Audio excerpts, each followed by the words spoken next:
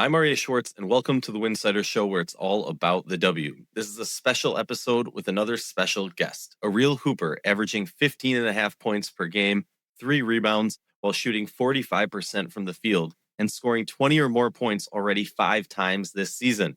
Personally, my favorite story coming out of the college basketball season, and someone I feel like might be flying below the radar for WNBA fans, but most definitely not WNBA scouts.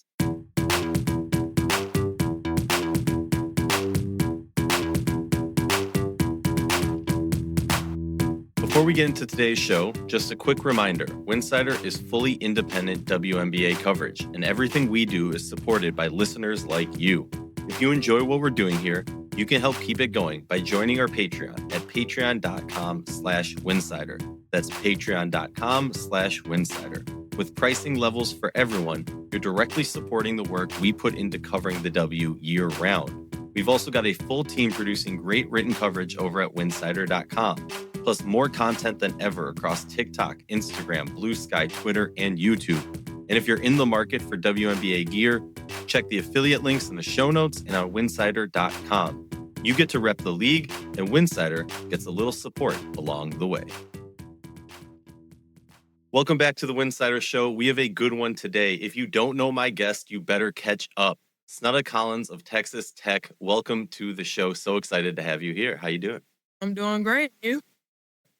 Look, I get to talk to you. I get to pick your mind, an elite basketball mind. But if I can be real for a moment, every year, I was kind of telling you this before, but like every year in college basketball, I feel like there's a few teams, there's a few players that stories, for whatever reason, just take hold of me and turns me into a big fan. And that is you. That is your Lady Raiders. Like, I am so in on this now. Obviously, I'm a little biased. My good friend Rachel Galligan calls the games, so she's been in my ear like watch like all season long. You gotta watch. You gotta watch. But it has been so much fun. I know you guys have a lot more to do. There's a lot more to this ride, but I just hope you understand how much fun it's been for us to watch you, and I hope you're enjoying the ride. Absolutely. It is probably the most fun I've had playing basketball in my entire career, if you want to be honest. That's really cool. Well, I want to kind of rewind the tape a little bit. Let's start from the beginning. How did you fall in love with the game, and how did you hone your craft in your youth? So when I was around 4-ish, my grandfather, my mom's dad, he used to have we used to have these neighbors. There were some guys, they were much older than me. And I used to always want to go out there and play with them. But I was a girl, I was small. And I remember one day he got a basketball goal and put it in his backyard and had me a little spot to play. And I still have videos, and he used to have me out there just shooting. And I remember asking him, I was like, can women play this and make money from this? Because I didn't know, I didn't understand. And he was like, yeah, you could do that. And I want to say from that moment forward, it was just like, that's what I want to do. And that's all I've done since then. I've played in rec leagues, and then once I got old enough, I joined, a more organized organization. So I mean, that's just been my life since I was 5. That is so cool. I have a 4-year-old, and he recently turned to me and had this moment of like, wait a second, boys can play basketball? Because all he watches is women's college basketball, the W and Unrivaled. So he had this moment of like, wait, I'm allowed to? This is a thing I can do? That was Which me. is, yeah, in reverse. That is so cool. That's amazing. Did you play like AU? Were you in like, or like, what were the organized leagues that you were in or whatnot? So we had a middle school league in my hometown that I joined, and I didn't join the AAU league until maybe my 9th, 10th grade year. It wasn't really a major league. I went to the Southern Stars of Alabama. It just wasn't the right fit for me. And then after that, in Mississippi, it's not really many AAU leagues you can go to that's close. And just with my background, it was just harder for my family to get me out there to more leagues that can expose me to like other colleges. But I was a part of a league that was a small town, Mississippi, the Lady Conquerors, Lumberton, Mississippi. And Shout out to Lumberton. it really wasn't that much exposure to that program. I think I was the only one who brought some attention there. But yeah, I didn't really have that much exposure. I just made the right connections and the right people to the right places. That is so cool. So fast forward to college, you spend some time at Ole Miss, you take some time away, you step away for a little bit. What were you doing? What was your career like at that point? And how did you end up at Texas Tech? Because I think a lot of people who aren't in the know, they look at the years on your stat line and they're like, wait a second, that doesn't line up. So why don't you drop some education on us? So basically, when I left Ole Miss, that situation, hopefully one day I can get into it, but that situation kind of happened, randomly. I didn't really necessarily know what I was going to do. Obviously, I made some good connections while I was at Ole Miss, and one of those connections was at a car dealership, and I ended up connecting with one of my guys because he sold me a car once before, and telling me to come up there. And I remember going up there like some shorts and a little button-up shirt, and I'm just like, hey, I'm looking for a job. We had a nice little conversation. I didn't even fill out a job application. It was like, yeah, come on, come be a part of our team. And honestly, I grew a family there. They were great people. And I remember seeing that Coach Jada got the Texas Tech job, and I texted her, I was like, congratulations. And not really thinking much of it because at this point, this a whole year has passed, and I'm thinking, there's no way I'll be able to play college basketball. And when she texted me back, she was like, thank you. How about you come finish your last year with me? And I'm like, okay, she's joking because there's no way I have a year left. And once I realized she was like serious, dawned on me. I was like, oh, wow, like I really have the opportunity to do this. Obviously, prior to that, I'm watching March Madness. I'm like, if I'm actually playing, I wonder like what kind of season I would have had. I was actually missing it. And I remember like once she told me that, it was like something clicked. Like I instantly like went back to my basketball mindset. Like I was ready to get in the gym. I was ready to work out. I even had a coworker at my job. We set up days where we go to the gym together after work. Obviously, he was stronger than me at the time because I had set out for a year. But I want to say from that point on, once she texted me that message and the ball started rolling, I started getting lost. This is so random, but I have to ask: were you a good car salesman? Absolutely. I I love mean, it. great relationships with people. So I mean, it was great. I would be a horrible car salesman, so I just had to ask. No, that's cool. At first it was a little, shaky, but once you get the groove of things, it got a little easier. So And how was that like? You make it sound so simple of switching that mindset, that gear, getting back in the gym, getting some reps under you. But like, I've taken a couple weeks off running and getting back in. Like, that's tough. You took a long time off. How was that mentally and physically to get yourself back into that point? Because I mean, not to bury the lead, everyone already knows you're freaking crushing it this season. mhm. So, like, talk to me about were you drinking something special, like the water at the dealership or something? Like, Obviously it's a mindset, but I mentioned it once before. Me and my wife, we have a little girl, and we just want to have a better life for her. And that's just was my motivation all along. Going through that year, it was a very tough year mentally and obviously physically. And it just I knew coming into this, I needed to make a change. And so when I got here, I was probably 120 pounds soaking wet. And I remember talking to them and sitting down with them, letting them know, like, hey, I think I need to like sit out, to get myself back to this physical playing state or whatever. And I remember, creatine, taking it every single day, and I would work out, do a weight room workout, and then I'll go to the court, and then I'll do prehab, treatment, everything, every single day except for the week. And I want to say I got here in May, and then I only took a week off before season started, and I was working every single day. that's crazy. But also, like, look, in women's basketball, the year-round grind is a thing, and it can really wear and tear onto your body. So, props to you for taking that time. I'm sure your body's thankful for it. So, I'm Absolutely. kind of hopping around all over the place because there's so many ways I want to go with this. But hearing that you take that time off, I'm curious for you. Like, I want you to describe your game, but also, how do you see yourself before that time off and after? Like, did that impact your game? Did you see the game a little differently on the court? Like, how did that go? I think just me looking back, I think I kind of took the game for granted a little bit. Obviously, there were small little things going on in the background, but just for me personally, I think that I took the game for granted. And I knew that once I got back into it, that I wanted to appreciate it more and really use the talent that God gave me. And I think when I was at Ole Miss that I boxed myself in and I didn't really show everybody what I was capable of. Obviously seeing all the success from all the people I played against and all my former friends, I'm just like, I could do the same thing. Like if I put my mind to it, I could do the same exact thing. In high school, I was all positions. I wasn't just a shooter. I wasn't just a defender. I was a hooper. And coming into here, that's just what my mindset was, is that I was just going to be a hooper. Like I was going to show coaches everything I could do and not hold myself back. I love that. What is your favorite part of your game, and what do you want to work on? My favorite part, obviously my athleticism, being able to shoot over people, driving down the lane, fade away, whatever. The part I would like to work on is probably a little more of my handles, being able to change directions a little quicker, because I won't be able to always straight line drive. So maybe that, just being able to change directions, slow down and speed up. I love that. I love that you can actually reflect on your game and see places to grow. But also, I mean, we were chatting about this before. When you pull up, it's crazy because like you're hovering there for like a good 3 seconds. I had to make sure it wasn't on like half speed or something. And defenders, they jump up, they drop down. You're still up there. It's ridiculous. Like it's so fun. People gotta watch these highlights. This Texas Tech team is just so fun. They're all in. It feels like a community. It feels like a family.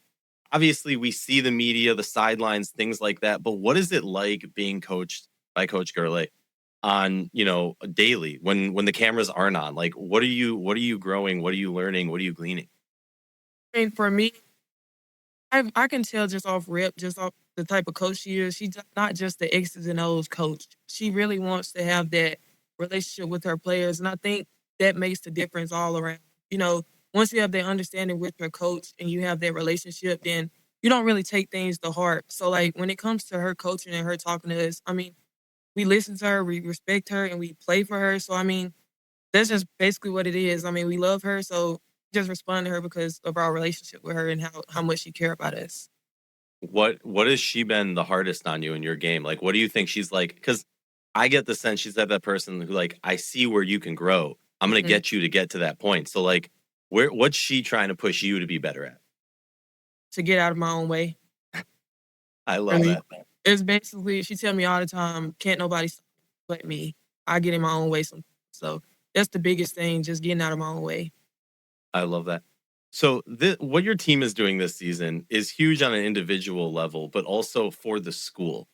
And it's really special to see what is happening for your team with this school. What's it like being part of, that success and seeing people rally around you? I don't, and this no shout out to Ole Miss. I really don't. Well, I haven't actually played in a organization where the community has supported a sport as much as Texas Tech has, and I think that definitely plays part into it. Um, Dang, I lost my train of thought. What was the question again? I'm sorry. Like, what's it like being part of that team success and like the community around you, the school and everything?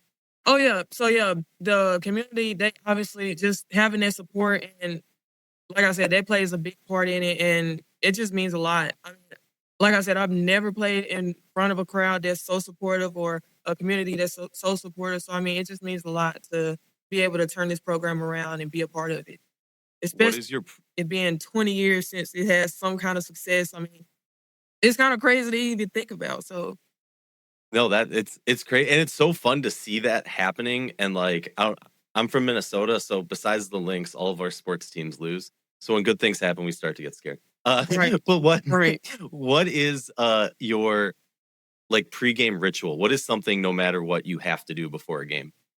Well, typically before every single game, I have to take a shower. Like it's like I have to have a reset. So I take a shower and normally I'm playing some kind of music. I'm not really a person that has a specific genre that gets me going. I'm just a music person and like whatever gets me going. So typically take a shower, obviously talk to the wife, talk to my daughter. And then after that, phone on D&D. I don't really text anymore. Then I turn on my music and I kind of get locked in. Yeah, you don't want to do those halftime tweets. I have to ask this. Maybe this is a ridiculous question, but like, I'm always just so curious. What went into your jersey number selection? So originally I was number 5, always been number 5, and as you know, Danae Fritz number 5, and um, it was a little bit of thought process into this number. So when I got asked what number I wanted to be, I chose number 0 because in my mind I said to myself, "There's nobody like me," I like so I that. chose 0. There we go.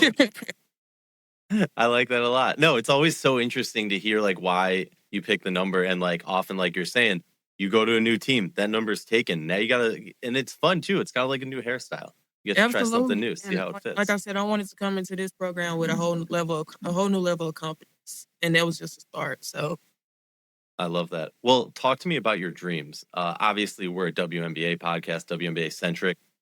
I've been, talking to people in the WNBA sphere, and the people who know ball better than me keep pointing you out, keep talking to me about you. So I'm curious for you, like, what are your dreams for your career? And I know this is a little corny, but I have to do it. If there was a WNBA GM listening, any message you want to give them about who you are as a player and why they should take you? my goals right now, obviously, if I could get to the W and stick there, that would be ideal. But for me, it's just whatever is going to give me the stability and the life that I could provide for my family and my kid. I had a rough upbringing, and I just want to be a whole different parent and give her a whole different experience than I had. And something I would tell the GM, make them to bring me to their team. I'm a leader by example. I'm pretty much one of those players that, like, once you tell me something one time, you don't have to say it again. Like, I have high standards for myself, and I don't really, if I feel like I'm in subpar, I'm going to go out and make sure I'm doing what I need to do to make sure, excel or whatever. And whether that's meet with coaches, whether that's watch film, whether that's, have meetings or have a lunch, whether there's a disconnect, whatever that may be, I'm willing to do whatever I have to do to make sure that I can provide whatever is needed for the team. That's that moldability WNBA coaches love to see. All right, to close out, I got a few rapid fire questions for you. Appreciate all your time. So try and answer as quickly as you can. But if you need a second, these are really tough questions, all right? Okay. Would you rather win with a buzzer beater or win by blocking a buzzer beater? Blocking a buzzer beater. Right. It's just, yeah. I'm happy you took that one. All right. Would you rather win at home or on the road? Absolutely on the road. Home court advantage, the crowd. So Ball in your hand, game on the line, you're down 2. Do you pull up 3 or do you attack the rim? I'm attacking the rim. Hopefully I get a foul and get an and one. End it at the line. There we go.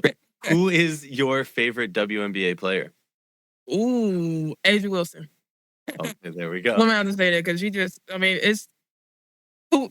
Why wouldn't you say A'ja Wilson? She's been goated since she. It is insane. Her ability to just put a team on her back and talk about inspiring. Okay, so in my research in you, I learned that you like to cook. So I need to know, if you had to cook one dish for the rest of your life, what would it be? Obviously, it's going to be a dish from the deep South because I'm a South baby.